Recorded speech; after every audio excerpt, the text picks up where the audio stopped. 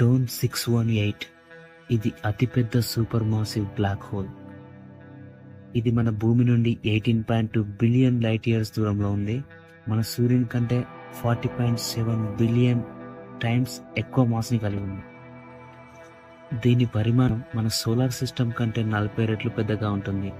ఇది 1300 astronomical units సైజులో ఉంటుంది. ఒక ఆస్ట్రోనామికల్ యూనిట్ అంటే మన భూమికి సూర్యునికి మధ్య గల సూర్యునికి నెప్ట్యూన్కి గల మధ్య దూరంతో పోలిస్తే ఇది 40 రెట్లు ఎక్కువ. ఈ బ్లాక్ హోల్ ఒక పెద్ద క్రియాశీల గెలాక్సీ మధ్య భాగంలో ఉంది.